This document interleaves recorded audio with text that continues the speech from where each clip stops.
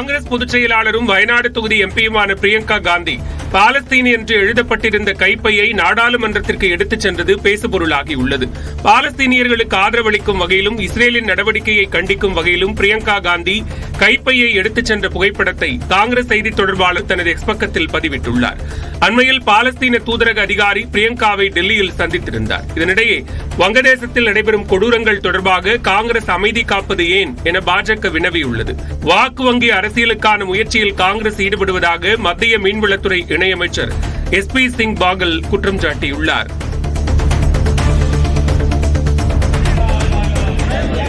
செஞ்சல் புயலால் பாதிக்கப்பட்ட விவசாயிகளுக்கு ஏக்கருக்கு 15,000 ரூபாய் நிவாரணம் வழங்க கோரி திருவண்ணாமலை மாவட்டம் ஆரணி வட்டாட்சியர் அலுவலகம் முன்பாக தேமுதிக சார்பில் ஆர்ப்பாட்டம் நடைபெற்றது.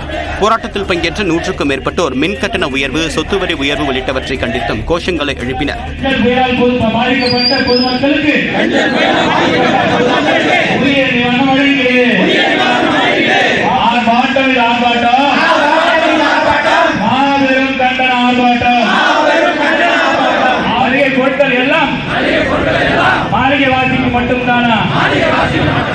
பிறகு வட்டாட்சியர் அலுவலகம் உள்ளே சென்று வட்டாட்சியர் கௌரியிடம் கோரிக்கை மனு அளித்தனர்.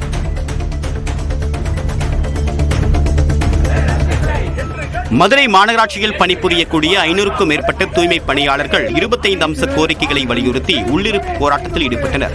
தனியார் நிறுவன ஒப்பந்தத்தை ரத்து செய்ய வேண்டும், மாநகராட்சி ஒப்பந்த தூய்மை பணியாளர்களுக்கு 754 ரூபாய் தினக்கூலியாக வழங்க வேண்டும், மாநகராட்சி ஒப்பந்த வாகன ஓட்டுநர்களுக்கு 850 ரூபாய் தினக்கூலியாக வழங்க வேண்டும், ஓய்வறை, கழிப்பறை உள்ளிட்ட கோரிக்கைகளை வலியுறுத்தி போராட்டத்தில் ஈடுபட்டனர்.